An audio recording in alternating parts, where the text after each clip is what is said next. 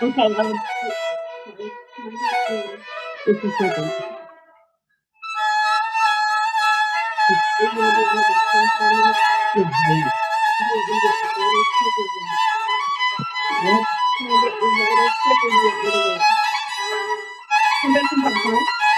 Thank you.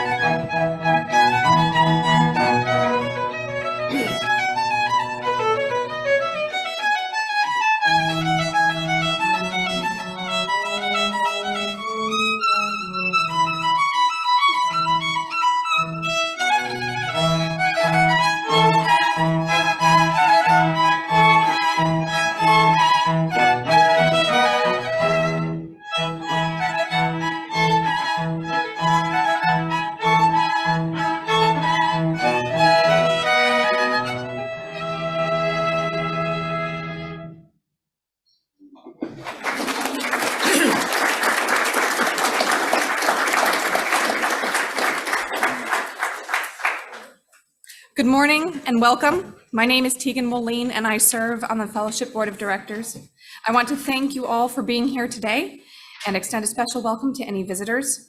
If you would like more information about the Fellowship, please visit the welcome table in the fireside room following service or sign our virtual guest book at uufames.org/guestbook. Whether joining us from home or here in the Fellowship Hall, we invite you to stay after the service for Coffee Fellowship, where you can introduce yourself and join in conversation with kindred spirits. We have a couple of announcements this morning.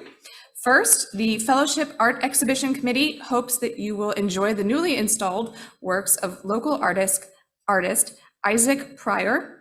Everyone is invited to join Isaac and the committee for a reception this coming Friday, March 10th, from 4 to 6 p.m., where Isaac will briefly discuss the body of work and answer your questions. Refreshments will be served and all are welcome.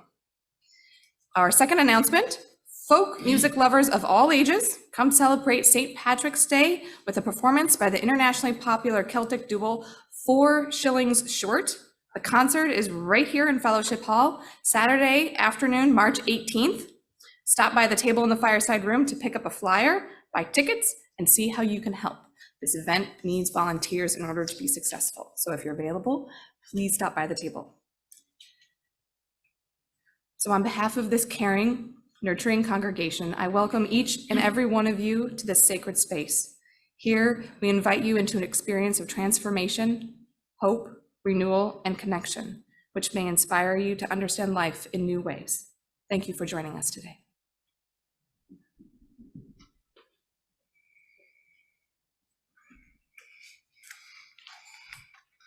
Good morning. I'm Jan, and I serve on the Sunday Services Committee. And our opening words today are, "We recognize the fragility of life," by Reverend Telos Whitfield. With the kindling of our flame, we recognize the fragility of life and our own vulnerability as we navigate challenges that always seem to come. May this light remind us of the strength we possess as individuals and collectively as a community to lean into and respond, finding our way forward together.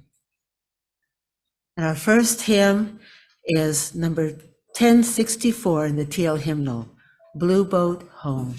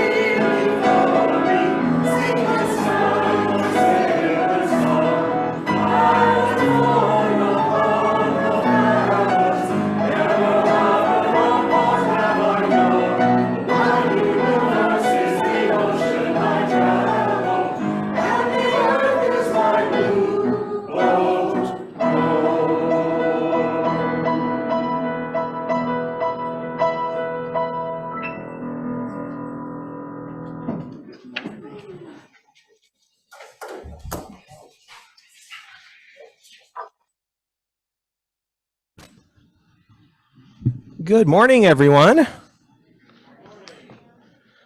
It is starting to feel like spring, isn't it? And that means that some of the birds are going to be coming back. Has anybody seen a robin yet this year? You saw a robin where? Okay, awesome. I haven't seen it. Yeah. Uh-huh.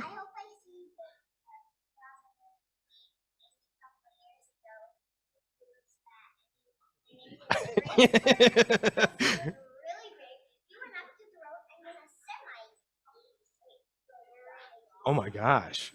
Oh, that's a cool story. And then there's some birds that have been sticking around for the winter. Has anyone been out to Ada Hayden Lake and seen the trumpeter swans? Yeah? I think they call them trumpeter swans, but I think they sound like a trombone. How about you guys? Let's take a listen.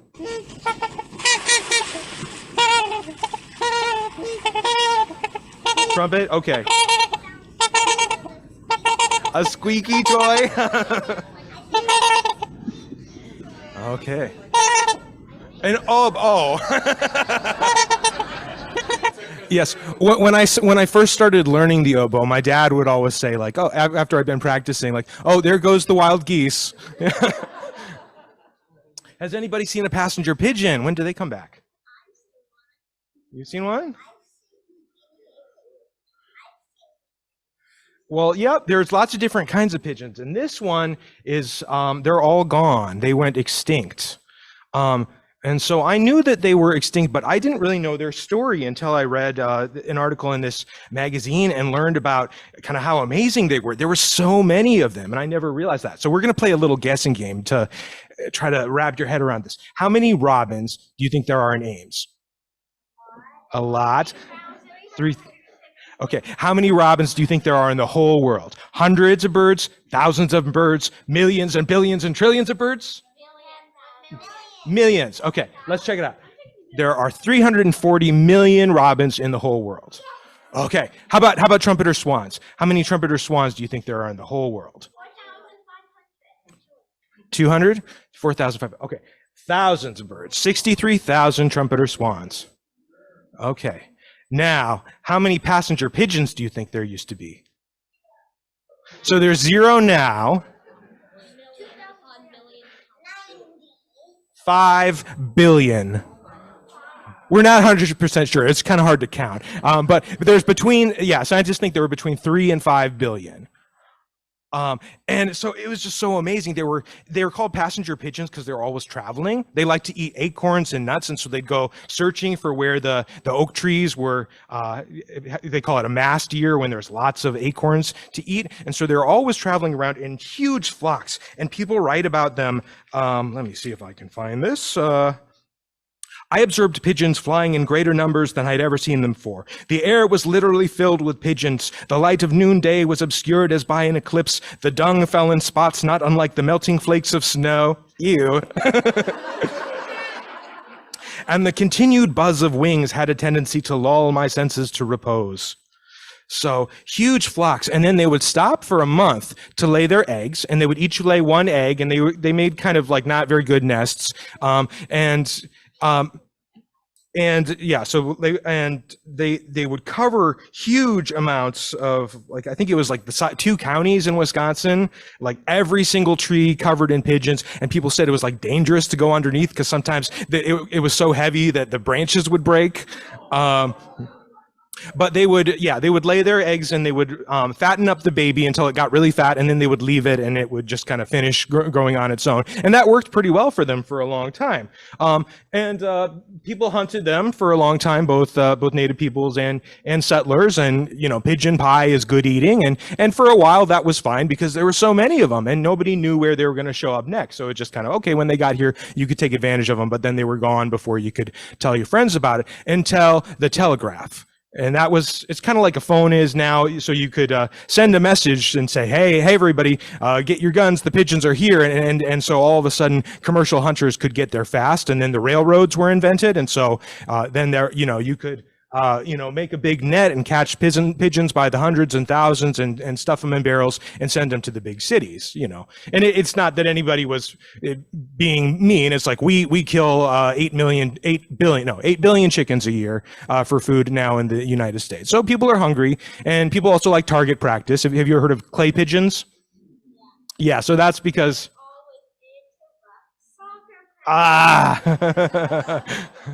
yeah, so that's because people used to catch pigeons, live pigeons, and then release them to practice shooting. So those two things, the railroad and the telegraph and commercial hunting, it just decimated the pigeons, and they were harvesting the eggs at the time when they were nesting, and so then there was no pigeons in the next generation, and eventually these huge flocks started to disappear.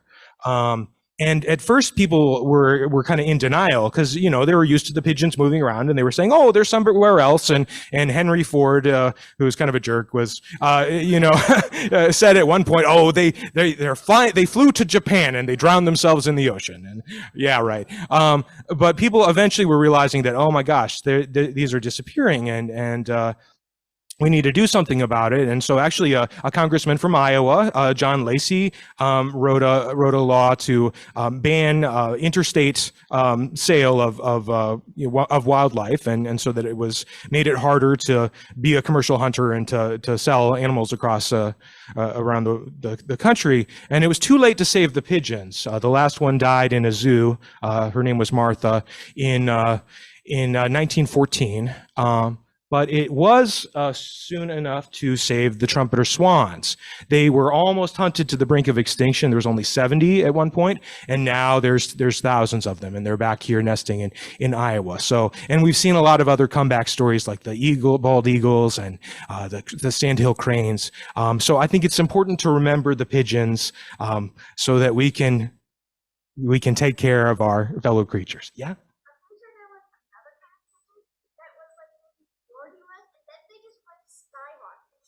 Okay. Yeah, there's a lot of different kinds of pigeons, lots of different kinds of birds. Can you really? Can you talk to pigeons? All right. Well, it's time to go to your classroom, so let's sing the children out. All right.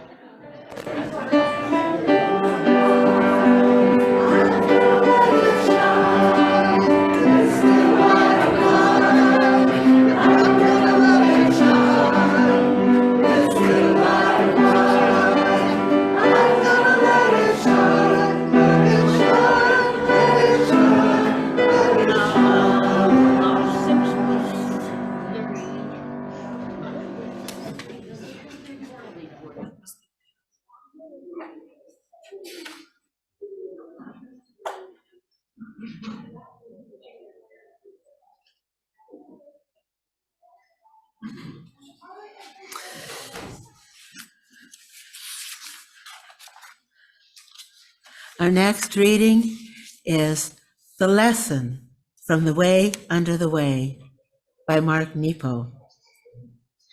When young, it was the first fall from love. It broke me open the way lightning splits a tree. Then, years later, cancer broke me further. This time, it broke me wider the way a flood carves the banks of a narrow stream. Then, having to leave a 20-year marriage, that broke me the way wind shatters glass. Then, in Africa, it was the anonymous face of a schoolboy beginning his life. This broke me yet again, but this time it was like hot water melting soap. Each time I tried to close what had opened. It was a reflex, natural enough.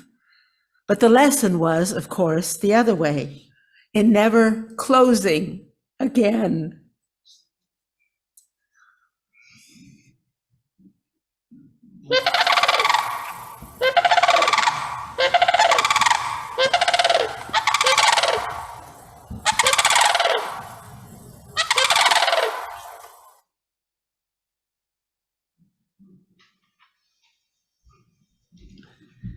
In a few moments, we'll pass the baskets and hear again from the UUFA String Ensemble. Our plate split for the month of March will go to the Ames Hope Pantry, which provides emergency food to students and families in the Ames Community School District. You can also visit our website at uuames.org. If you're visiting, please know that your presence is gift enough.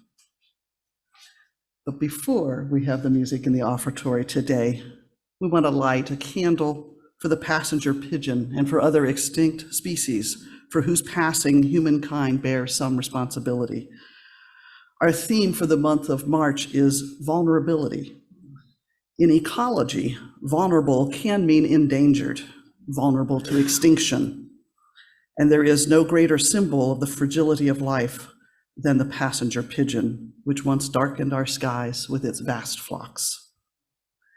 As we read excerpts from On a Monument to the Pigeon that was penned by Aldo Leopold on the occasion of the dedication of a monument to the passenger pigeon at Wyalusing State Park in Wisconsin in 1947, may this ritual of remembrance open us up and widen our circle of care.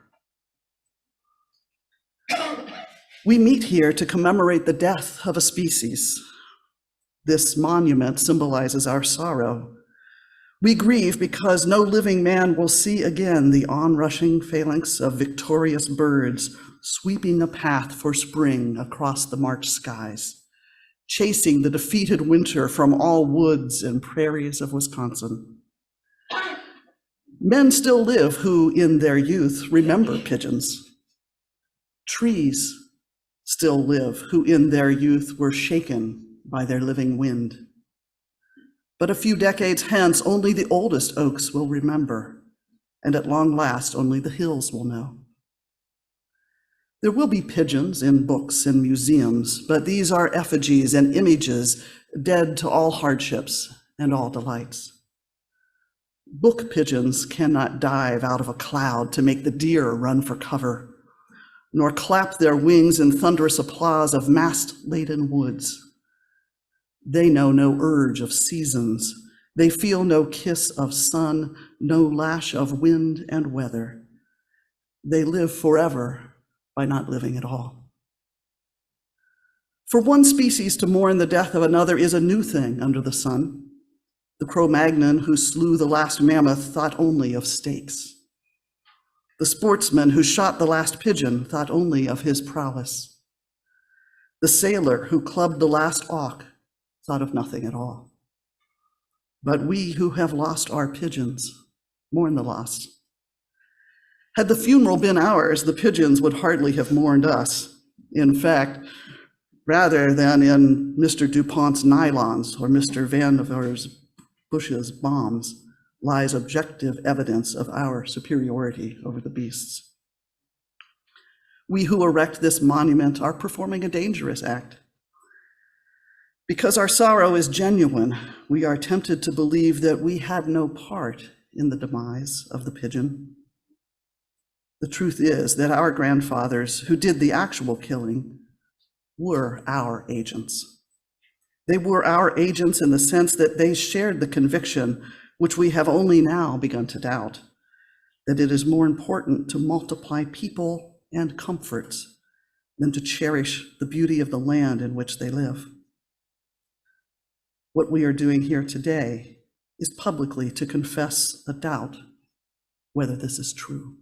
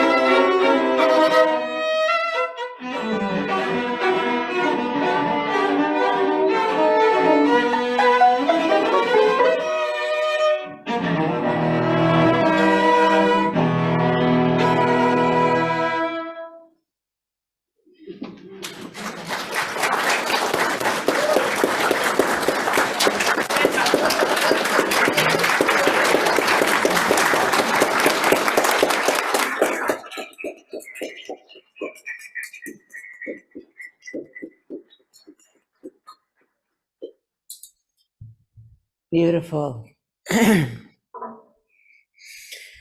Ours is a welcoming community where we find connection, a spiritual community where we find meaning, a sharing community where our joys are amplified, a caring community where our sorrows are lessened.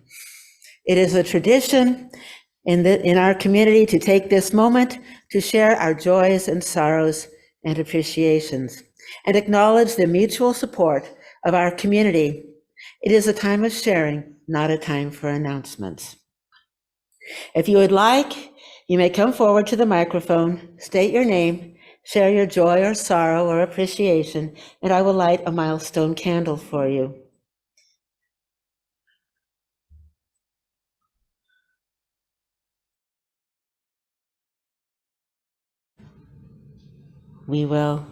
I will light this last candle for the milestones left unspoken, the ones we hold gently in our hearts.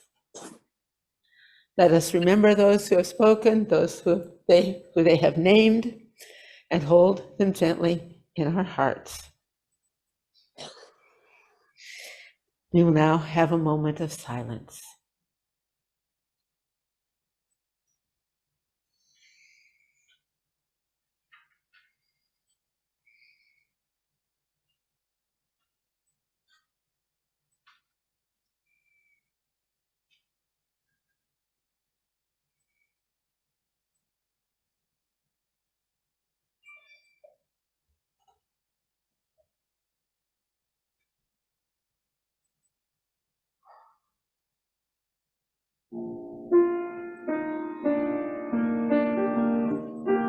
Our next hymn is number 1002 in your teal hymnal, Comfort Me.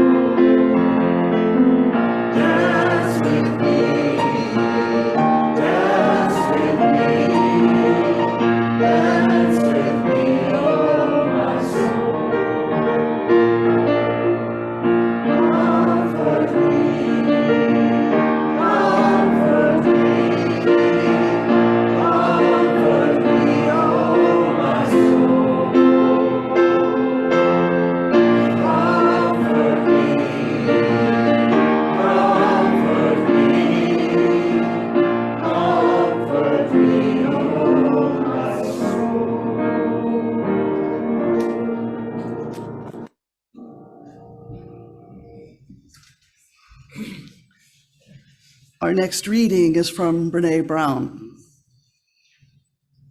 What most of us fail to understand, and what took me a decade of research to learn, is that vulnerability is also the cradle of the emotions and experiences that we crave. Vulnerability is the birthplace of love, belonging, joy, courage, and creativity. It is the source of hope, empathy, accountability, and authenticity.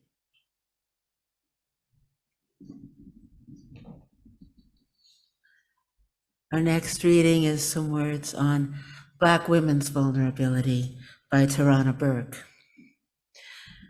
We are vulnerable even when we are not. We are vulnerable even when we have not chosen to be. The existence of Black women is always under assault. Our hair is an insult. Our bodies are violated.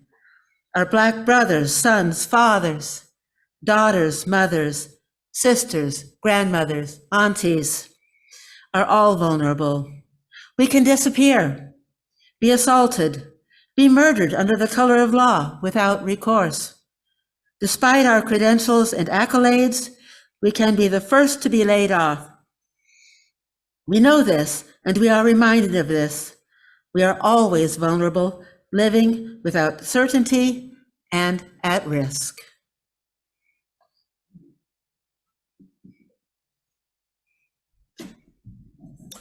My name is Dan Haug. I'm on the Sunday Services Committee. Is vulnerability a universal recipe for deeper empathy and connection? Or does that only work if you are vulnerable by choice? Is there room in the environmental movement for rituals and language that speak to the deep well of sorrow and anxiety we have over environmental crises, past and present? Will doing so make for a more inclusive environmental movement, or does it give the impression that we care more about pigeons and polar bears than Black men?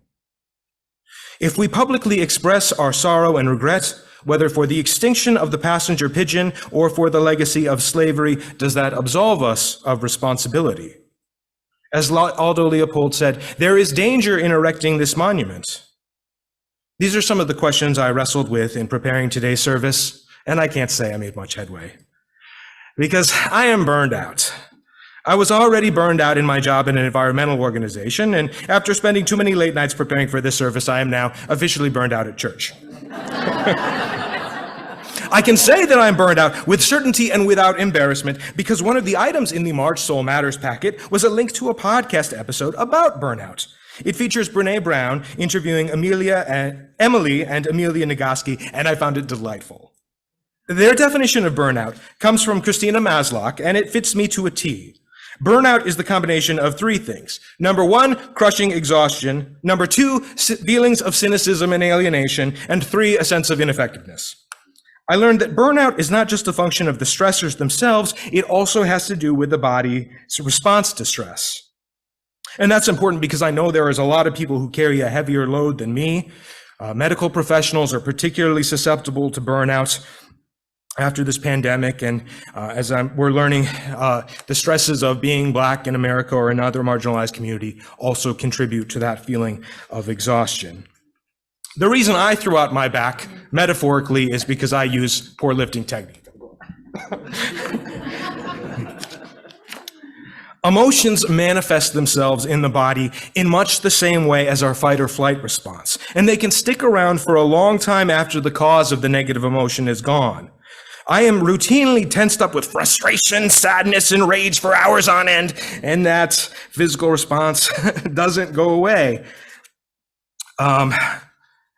I should know better, but it's not enough to flop down on the couch at the end of the day and find something to take my mind off whatever's bothering me. There needs to be an emotional release that tells the body, all clear, you're safe. Amelia and Emily Nagoski describe many different strategies backed by scientific evidence for getting that emotional and physical release that completes the stress cycle. Hearty laughter, a good cry, breathing, exercise, a long hug, a positive social interaction, or using your emotions to fuel creative expression. And with any of these, it works best if you do it mindfully. If you continue to bring your attention back to the sensations in your body, you can get your mind out of unhealthy patterns and you'll be attuned to the release of tension that tells you if it's working. It struck me how many of these strategies are incorporated into ancient spiritual practices that we have learned about on Sunday morning and that many of you practice on a regular basis. For instance, hearty laughter. If you attended Reverend Kent's service on laughing yoga, the memory may have already lifted your spirits. I know it does for me. For those of you who missed it, repeat after me. Ha, ha, ha, ha, ha. Very good, very good, yeah!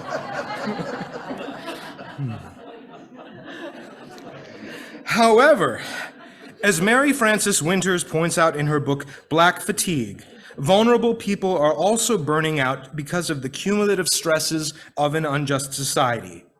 And this demands not just self-care, but a collective response to dismantle systems of oppression. This is also a recurring theme on Sunday morning and an important part of the work we do in community. I believe there is a protest at the state capitol this afternoon against all the anti-LGBT laws that have been coming out this session. How best to balance our dual mandates to comfort the afflicted and afflict the comfortable, I don't know. What I can contribute to the discussion is an allegory that I am finding helpful to visualize the challenge. Call it the parable of the freshwater mussel. Here is a vulnerable creature that we have found in Ames, Iowa, in Brookside Park. This is the cylindrical paper shell mussel. It is on the state list of threatened species. 302 of the 890 species of freshwater mussels live in North America, but they were decimated by the button industry, by water pollution, and by the building of dams.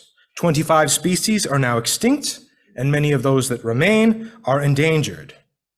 As you can see from this video, freshwater mussels are very good at filtering dirty water. And while that can be a good selling point for mussel conservation, we must acknowledge this. Mussels don't eat silt. Mussels eat plankton and decaying matter and the bacteria on the decaying matter. In order to deal with the mud that comes with that, mussels have to expend their limited energy producing mucus to expel the silt, and eventually, if there's too much silt in the water, it can clog their gills and even bury them alive. A further threat to native mussels comes from a competitor from Eurasia that was introduced to the Great Lakes in ballast water and is now spread from Maryland to Texas. Zebra mussels can pile onto native mussels and smother them, but usually the impacts are indirect. While other mussels are held back by parasites and predators, the zebra mussels in North America don't have many predators, and they are free to spread unchecked. While zebra mussels also clean the water, they often do so at the expense of other filter feeders that need that same plankton. Here's the allegory. We are the mussels. Life is our water. Filter feeding represents our ability to tell stories that make sense of our experiences. Silt represents pain. Plankton represents joy and connection. And an open shell represents vulnerability. You can't filter out the joy from the water of life if you close your shell to pain. But some of us are doubly vulnerable. Native mussels represent Black people and other marginalized communities. Polluted water represents all the stresses and pain they have to swallow living in a society polluted by systems of oppression. Mucus represents the stress response, the energy it takes to process all that trauma. Mussels buried in silt represents Black fatigue, that sense of exhaustion and hopelessness that comes from too many stories of police violence and depression. And of course, zebra mussels represent white privilege and structural racism. Because Black people are held back by discrimination and a legacy of unjust policies, the zebra mussels, white people, are able to colonize every corner of the culture, politics, and economy and see our experience as the default. When confronted, there is a tendency for white people to gobble up all the plankton in the lake, to make it all about us and our guilt or our grievance. Part of creating a welcoming community is asking yourself, am I acting the zebra mussel? and making space for other people to be heard. If there's any cognitive dissonance here, I mention again that I'm feeling burned out and I'd welcome your voice on the Sunday Service Committee or as a guest speaker. May we find plankton amid the silt. May we reduce the silt in our collective waters. May we manage our own mucus, and may we be and may we be a welcoming lake for everyone. Our closing hymn is number 340 in your gray hymnal, Though Gathered Here. Is that right? Yeah, okay. We had one mix up here. Yeah, 340.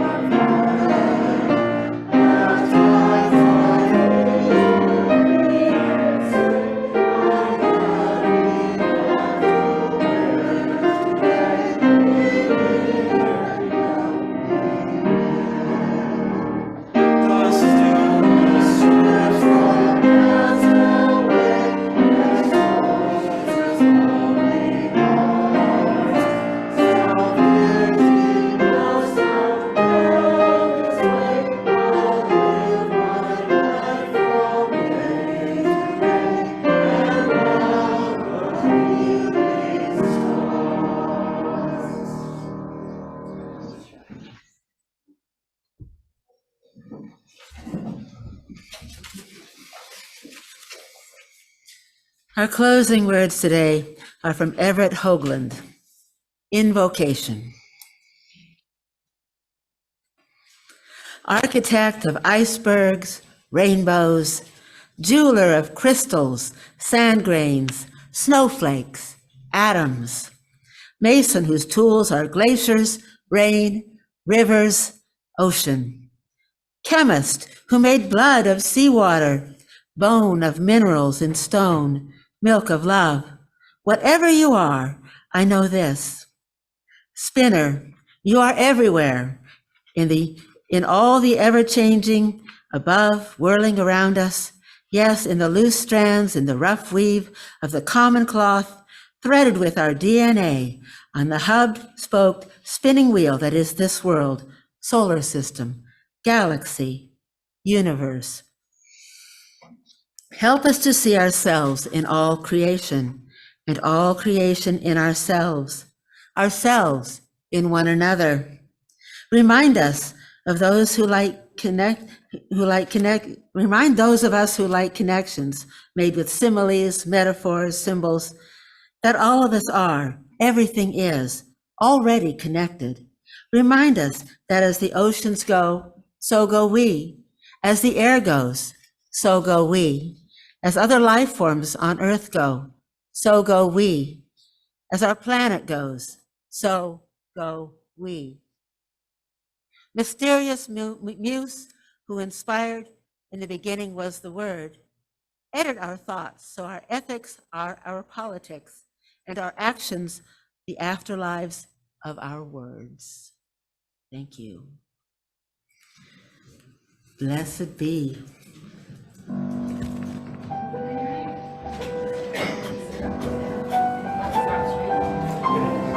What?